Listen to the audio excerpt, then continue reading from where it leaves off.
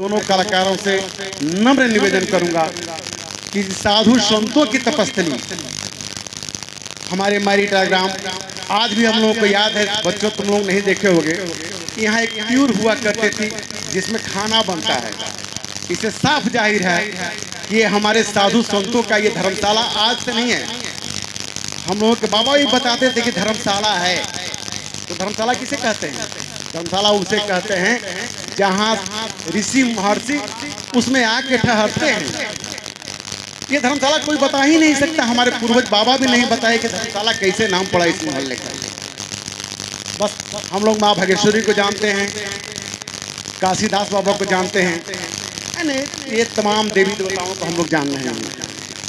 मैं चाहूँगा कि एक बार जोरदार नारा हो जाए। मैं जोर से नहीं बोलूँगा लेकिन आप लोग बोले, किसान समिति जिंदाबाद जिंदाबाद जिंदाबाद, किसान समिति जिंदाबाद जिंदाबाद जिंदाबाद। काशीनाथ बाबा अमर रहे, अमर रहे, अमर रहे, काशीनाथ बाबा अमर रहे, अमर रहे, अमर रहे। माँ भगवती की जय, माँ भगवती की जय, विनेश्वर नाथ बाबा की जय, हनुमान जी की जय। साथ ही साथ ये लड़के सभी लड़कों, कमेटी के लड़कों को जिंदाबाद किया।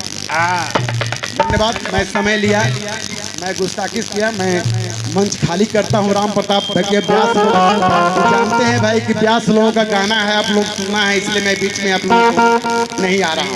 वाह कमेटी साहब भाई घुमाते भेनी हो।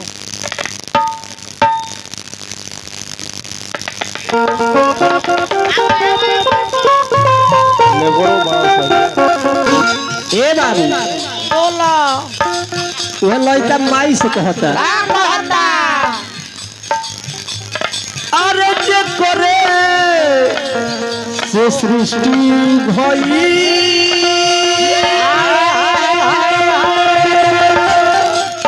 जे करे से सृष्टि भई, उहे जग के मतारी बा। जकरे से सृष्टि भइल उहे जग के मतारी बा। तहर लड़का अनाड़ी बा, आई तोहरा दुआरी बा।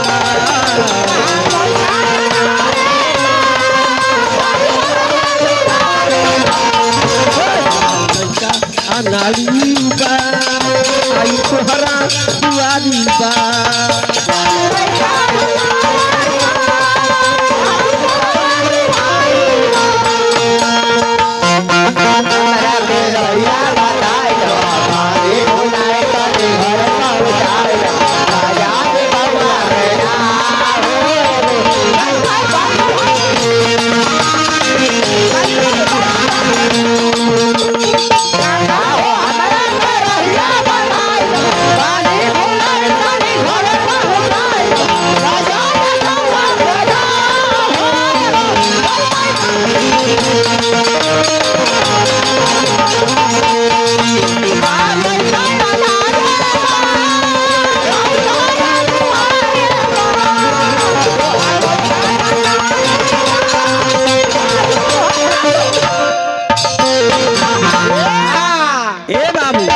बना रहा जे कट मारो बड़ ही बाजार लगा दिया साई के भाई। पैसा मिले तो बंद कर दो।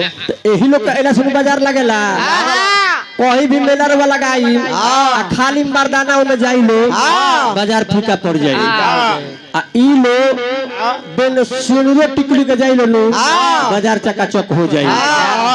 ये लोग के बनावे में 7 दिन लग रहे, मालूम बानू। परम आदमी हमारा प्रधान पद के प्रत्याशी बानी राधे श्याम बिंद जी, हजारों हजार रुपए के पुरस्कार देनी। हार्दिक हार्दिक वंदन अभिनंदन रही, भगवान से मनोकामना रही वही लेना। और वह प्रधान होकर जिला पंचायत बन जाई, जिला पंचायत से रहुआ विधायक बन जाई, विधायक से रहुआ सांसद बन जाई, सांसद से रहुआ मुख्यमंत्री बन जाई, मुख्यमंत्री से रहुआ प्रधानमंत्री बन जाई, प्रधानमंत्री से रहुआ राष्ट्रपति हो जाई। ओकरा बाद रहुआ घरे आ जाई। काहे काहे कि पद के भी हद होला पद के हद होला भाई। ओकरा बाद संग संग हमारा गोली भैया मछली भंडार के माध्यम से हजारों हजार रुपए का पुरस्कार मिलल। भगवान से प्रार्थना रही कि रुआ आज मछली भंडार खोलने बानी, कल रुआ प्रदेश के मछली भंडारण रुआ पाले हो जाओ। माने केहू के काज परद पड़े तो पॉपुलेट पियासी के कमी ना हो। वो भगवान से मिलकर प्रार्थना करब। मंच पर बुलाए और वह मंच पर इतनी तरह स्वागत करती है माला ले आ जाए। ऐसे कि लयदारों के लयदार हो और लयदारों में सरदार हो। गोली भैया देखी राउंड नाम गोली बा काम रुआ पड़ाका लखा कर लगा तो फिर काम बदला जाए। राउंड नाम गोली बा तो गोली लखा काम करी। मछली के बिक्री में से छींटी कुल और वह सब का आशीर्वाद से हमने कई कार्यक्रम होता है। लेकिन लड़का कहता है बबुआ कि रोज रोज माई अरे लड़का बोलावता रौए चरनिया के गीत हो जावता।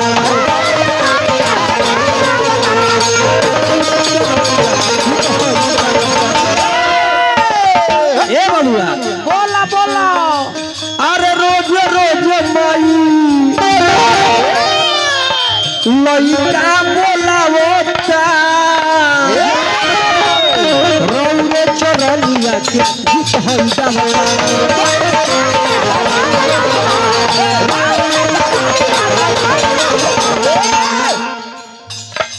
अरे सुशीलवा पकई दया आज बहुत लचारी बा तहर लौका अनाड़ी बा आई तोहरा दुआरी बा। ए भाई तहर लौका अनाड़ी बा आई तोहरा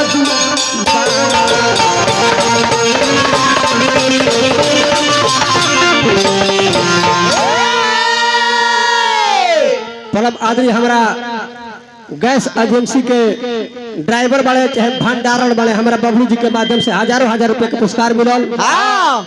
हार्दिक हार्दिक वंदन अभिनंदन रही।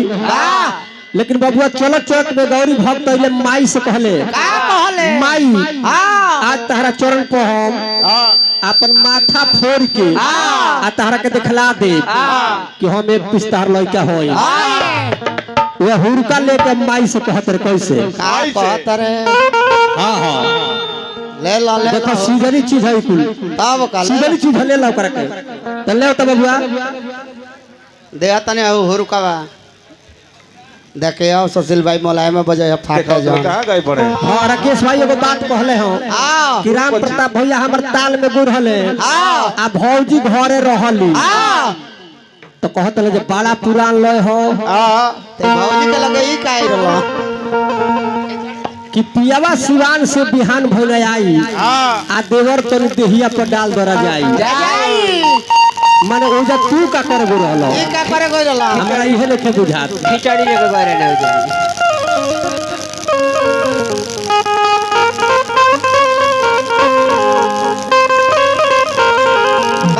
बनाई के रामधारी बिल जी के माध्यम से हजारों हजार रुपए का पुरस्कार मिला। हार्दिक हार्दिक वंदन अभिनंदन रही। दाने ततः के चढ़ई गोए मैया सुरली तो रुया रवा जोगी हो मैया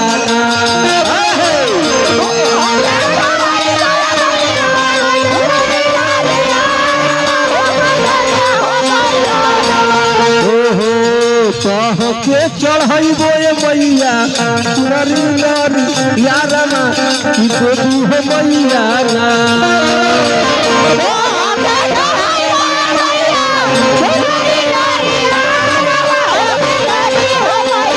भल नहिया को दो किनारवा देली हो मैया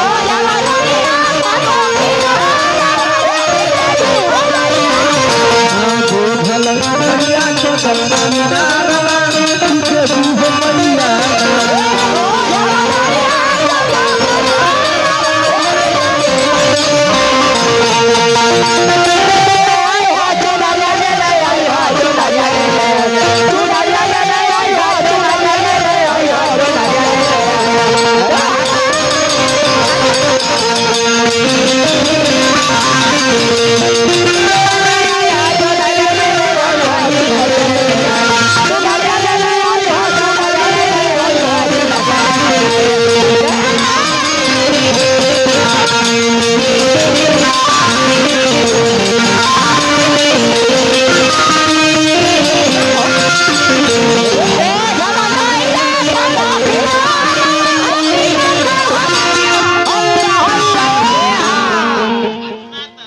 आदमी हमारा मंदिर के पुराण मठिया के मठाधीश हाँ आ एह गांव के 2 बार हाँ एक बार ना 2 बार रुआ एह गांव सभा मैरिटार के प्रधान रह चुकल बानी। जय हो प्रधान जी। आदरणीय सम्माननीय हमारा श्री भगवान चाचा जी के माध्यम से हजारों हजार रुपया के पुरस्कार मिलल। हार्दिक हार्दिक वंदन अभिनंदन रही।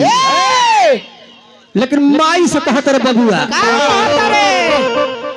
कि सनना सनना सना अरे बोहे पुरुइया हो रामा। प्रधान पद के प्रत्याशी हमारा विनय मणि निषाद जी के माध्यम से हार्दिक हार्दिक जय हो लक्ष्मी जी। करोड़ों करोड़ रुपया के पुरस्कार मिलल। हार्दिक हार्दिक वंदन अभिनंदन रही। आए बस सगे सगे हमारा जितेंद्र जी चंदन जी के माध्यम से पुरस्कार मिलल। अनिल व्यास जी के माध्यम से पुरस्कार मिलल। हार्दिक हार्दिक वंदन अभिनंदन रही। आशीर्वाद के चाहना रही। एनियो ध्यान दे देबे के भाई ब्यास तारा गोल में हमनी के छांटा तनी जाए। अच्छा अगर लीडर बढ़िया रही नु ना तनी हमनी को लीडर बढ़िया रही हमनी को पत्रकारिता लोग के ख्याल जरूर रखेला। हमनी को पब्लिक हमारा बहुत ही सुंदर